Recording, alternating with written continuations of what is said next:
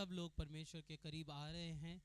कई लोग, पिछले हफ्ते मुझे बड़ी खुशी हुई थी जब आप लोगों ने कहा था कि मेरे घर में प्रार्थना के लिए आना। मेरी बड़ी इच्छा थी कि सबके पास में आऊँ, लेकिन मेरी समय के कमी के कारण मैं नहीं आया। लेकिन इस हफ्ते ज़रूर मैं आप लोगों का नाम भी लिखूंगा और मैं आपको आज ही बोल दूंगा कि मैं किस दिन आपके पास आ सकता हूँ। उस दिन हम साथ में बैठकर ज़रूर संगति करेंगे, प्रार्थना करेंगे।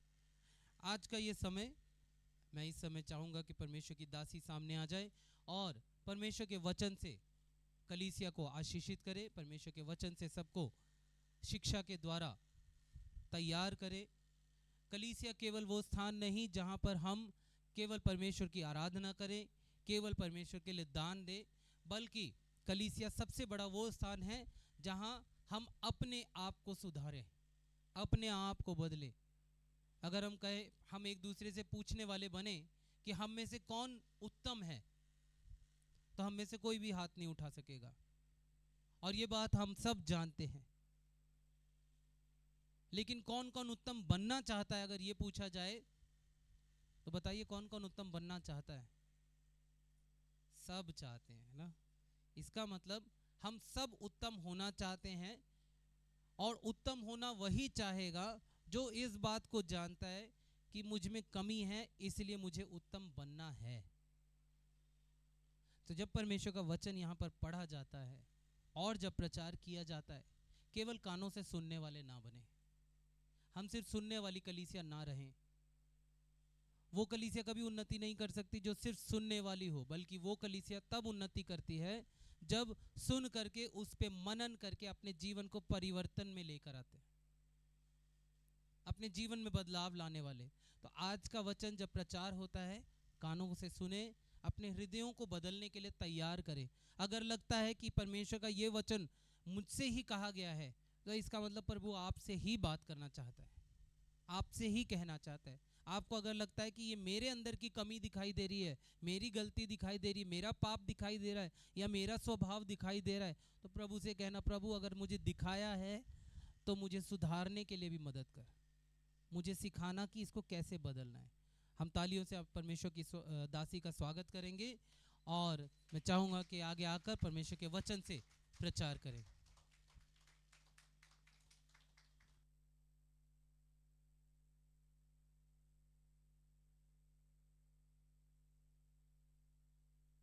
बात करती हूँ ये सुंदर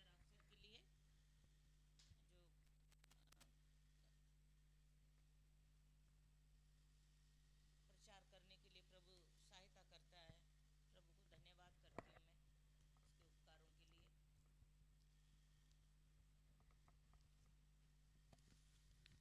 एक प्रार्थना करेंगे। जीवित महान परमेश्वर, दयालु परमेश्वर, जो दया आपने हम पर किया उसके लिए धन्यवाद करते हैं प्रभु। प्रार्थना करती हूँ स्वामी, जो वचन प्रचार करने जा रही हूँ प्रभु जी, प्रभु आपकी समझ से, आपकी बुद्धि से, आपका दिया हुआ ज्ञान से प्रचार होने के लिए मैं प्रार्थना करती हूँ। मुझे अपने आप को प्रभु आपके हाथों में सौंप देती हूँ। खुदावन, आपकी मर्जी के अनुसार इस जगह में पूरी होने के लिए प्रार्थना करते हैं। यीशु मसीह के नाम से मांगते हैं, आमीन। आज का वचन से मैं क्या बताना चाहती हूँ, क्या शिक्षा देना चाहती हूँ? यीशु मसीह को जानने से पहले और यीशु मसीह की संगति में आने से पहले हम लोग का जीवन कैसा रहा होगा? कभी याद करते हैं उन पुराना जीवन को जो हम यीशु मसीह को नहीं जानते थे? यीशु मसीह को जानने से पहले थोड़ा अलग सा संसार की तरह हो सकता है वो जीवन, और हो सकता है संसार के अनुसार ही हम लोग का व्यवहार भी, स्वभाव भी, और वस्त्र पोशाक भी वैसे ही हो सकता है। यीशु मसीह के आने के बाद, आपके जीवन में यीशु मसीह आने के बाद क्या बदलाव आया है जीवन में, कपड़ों में, व्यवहार में, स्वभाव में आया है? सब लोग बोल सकते हैं, क्योंकि सब लोग एक चमकता हुआ चेहरे को लेकर आते, अंदर जब आते खुशी से आते कि कलीसिया में जाना है ना। और हम लोग पहले से अपने कपड़ों को भी तैयारी करते, नहीं ये कपड़ा जो है चर्च में पहनना है, मैं इसको पहन के जाऊंगी, इसको रखना है ऐसे ही, है ना, ये होता है। तो उसके लिए प्रभु को धन्यवाद। आज मैं वस्त्र को लेकर ही बात करना चाहती हूँ, है ना। हमारा वस्त्र परमेश्वर ने अलग कर दिया है हम लोगों को, हालेलुया। हम वैसे ही नहीं आते जैसा पहले आया करते थे, है ना। पहले जैसा जाया करते, जो यीशु मसीह को नहीं जानते थे, है ना। जैसा मर्जी उठकर चले गए, जैसा मर्जी उठकर कपड़ा पहन ले चले गए। लेकिन जब संगति में बैठना शुरू किया, देखा अरे वो तो ऐसा वस्त्र पहनते, उधर तो साफ सफाई के साथ जाना है, उधर ऐसे नहीं जा सकते हैं, उधर का कपड़ा अच्छा होता है और इस तरीके से हमको चलना। मसीह लोगों को दूर से भी देखेंगे तो पहचान में आ जाता है, क्योंकि बाइबल एक, ये जो बाइबल है ये पहचान दिखाती है, ये बाइबल एक पहचान दिखा देती है। ये लोग कहाँ जा रहे हैं? चर्च जा रहे हैं। इनका वस्त्र कैसा? यदि आपका कपड़ा गंदा हो और हाथ में बाइबल हो तो अरे चर्च जा रहे हो आप, आज क्या हो गया? अच्छा नहीं लगेगा। अच्छा लगेगा? कपड़ा अच्छा लगेगा? नहीं लगेगा। हाँ, एक वचन है, वो वचन निकालेंगे, भजन संगीता 30 और उसका 11 वचन। भजन संगीता 30, भजन संगीता 30 उसका 11 वचन।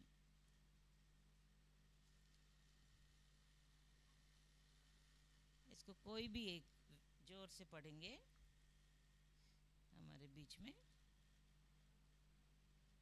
पढ़िए।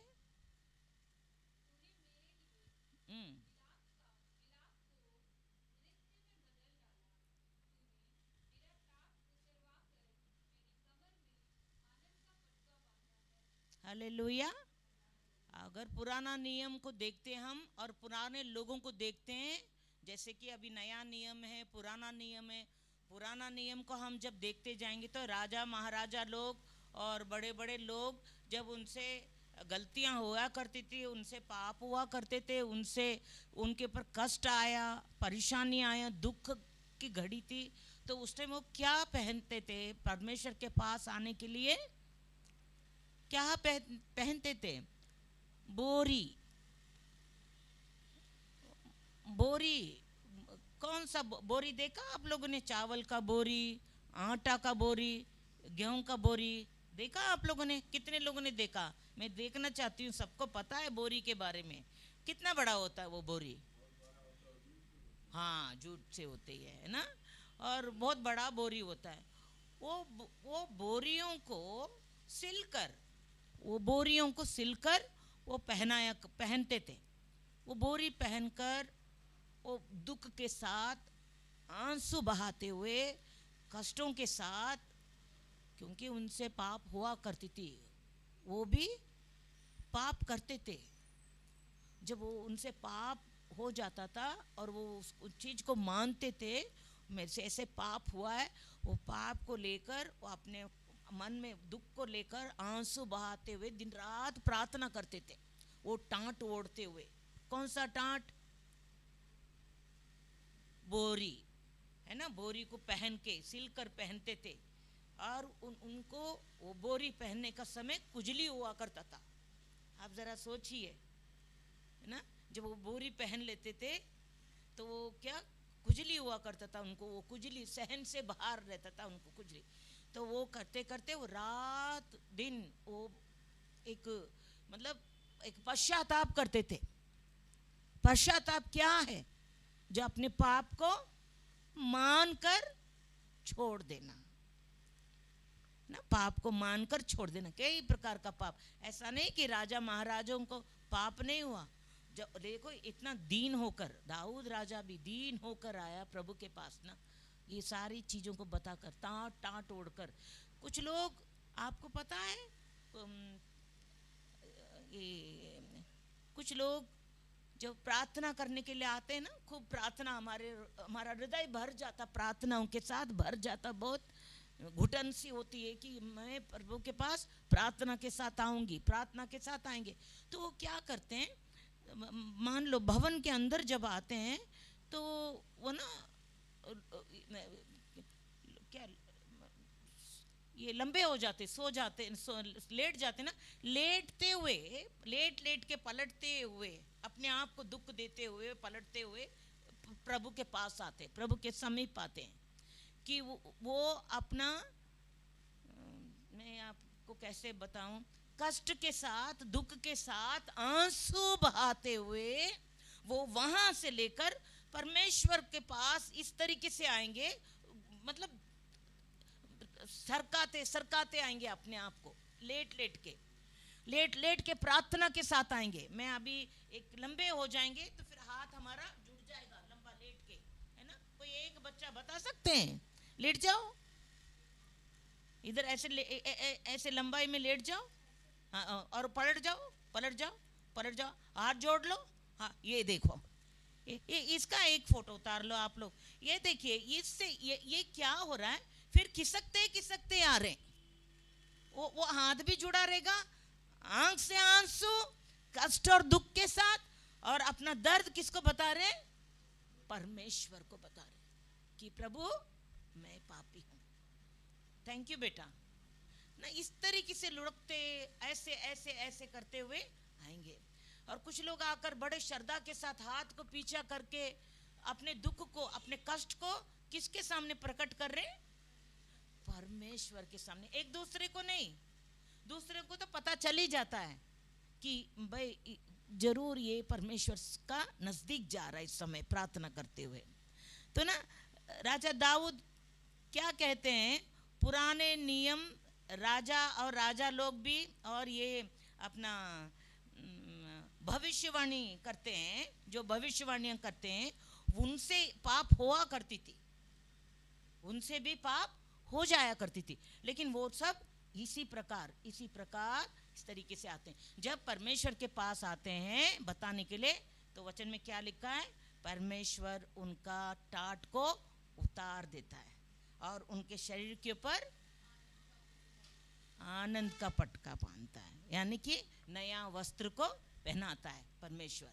इसी प्रकार जब हम अपना जीवन को देखते हैं, है ना, जब हमारे अपने जीवन को देखते हैं, इस टाइम बहुत बहुत बहुत कष्ट के साथ है ये दुनिया के अंदर, अभी कष्टों को देख रहे हैं, पाप से भरे हुए देख रहे हैं, हर जगह क्या चीज़ नहीं हो रहा है ना। मैं और मेरा बेटी बैठ के बात कर रहे थे जेनिफर के साथ, ऐसे खुला बात कर रहे थे हम लोग। पाप का कोई सीमा नहीं है, पाप करने का सीमा नहीं है, पता ही नहीं चलता है साथ में रहने वाले कब पाप कर कर आकर हमारे साथ बैठ रहे हैं। ये सच्चाई है, ये सच्चाई है नहीं है, हमें पता ही नहीं चलता कौन पाप कर कर आकर बैठ रहा हमारे साथ, हमारे संगत ही रहता, हमारे साथ खा रहे पी रहे बैठ रहे, फिर भी हम अच्छे समझ रहे, उनको बहुत अच्छा समझ रहे हैं, उनके लिए बहुत कुछ कर कर देते हैं, नहीं आ रहा समझ में।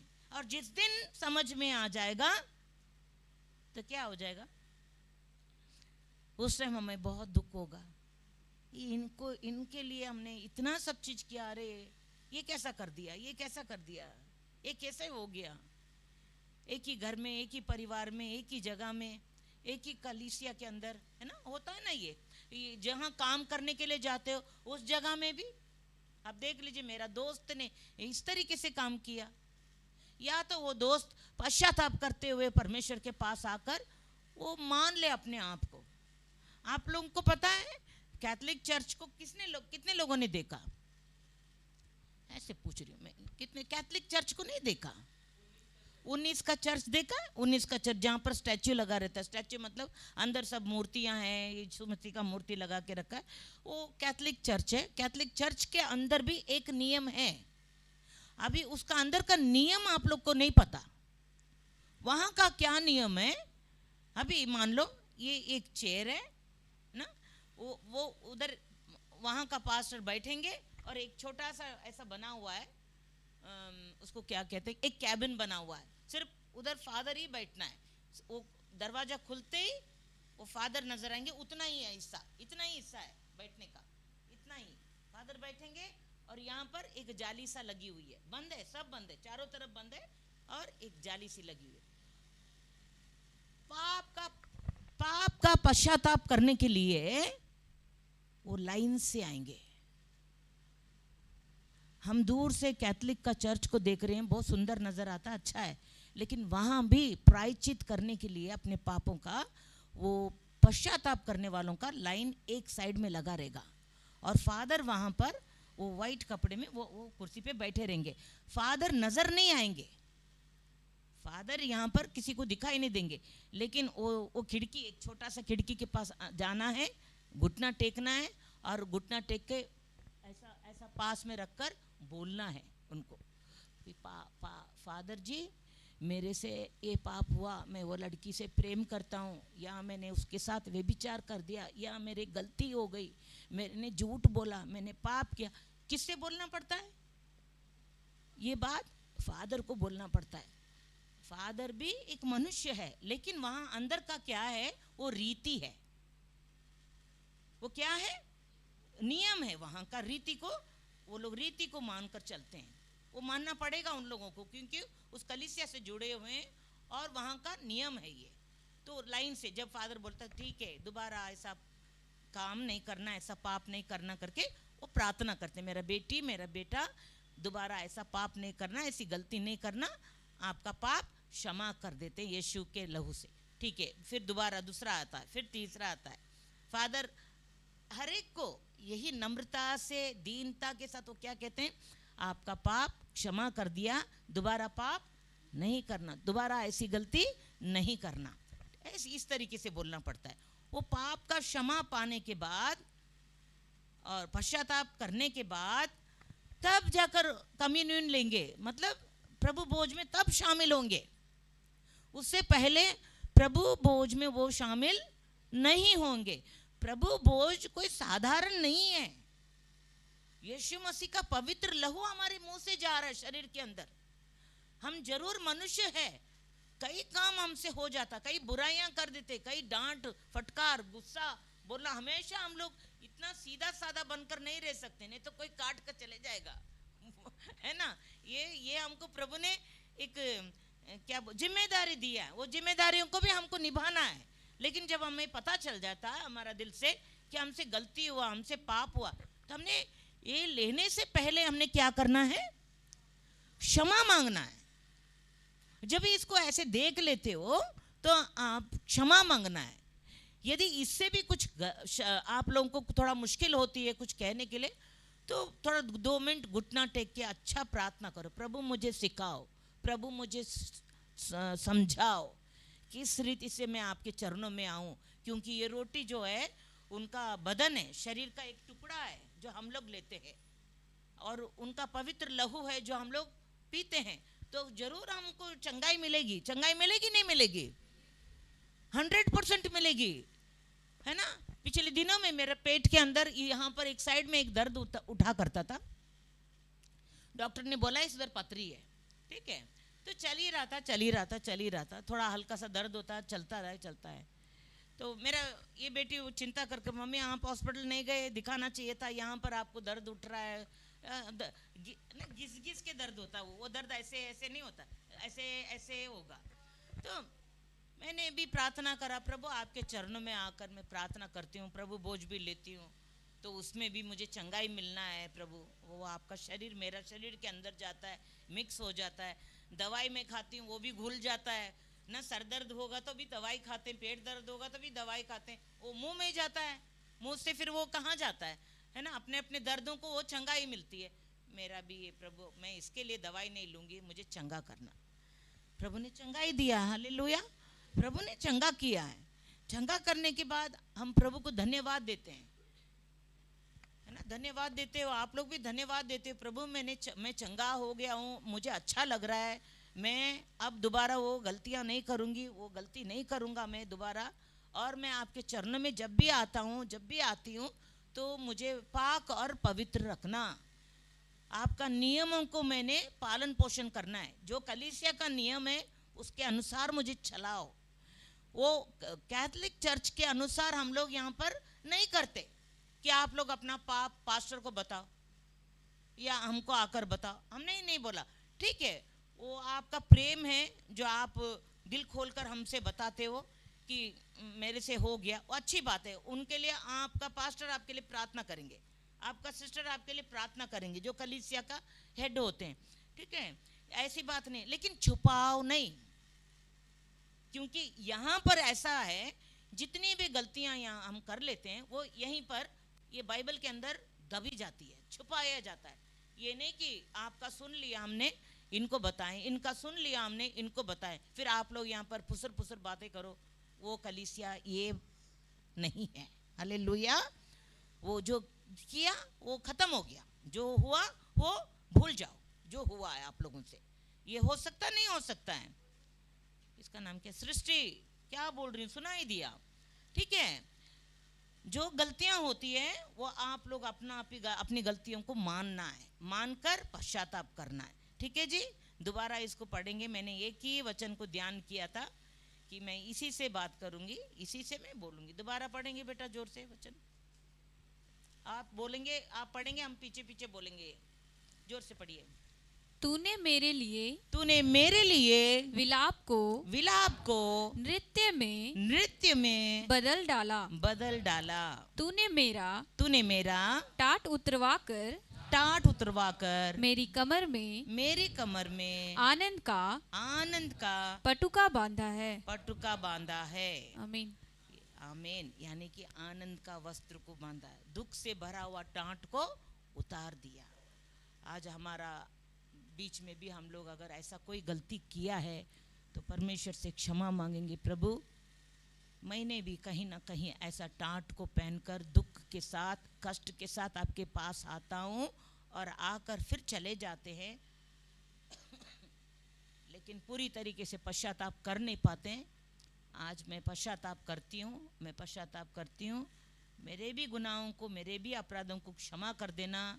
मेरा ये टाट का वस्त्र को उतार कर फेंक दो और आनंद का वस्त्र को पहना दो। यही कहना है। ठीक है, प्रार्थना करेंगे आंखों को बंद करके। प्रभु परमेश्वर, धन्यवाद करती हूँ स्वामी, धन्यवाद करते हैं प्यारे प्रभु। सच में दुख के साथ, कष्ट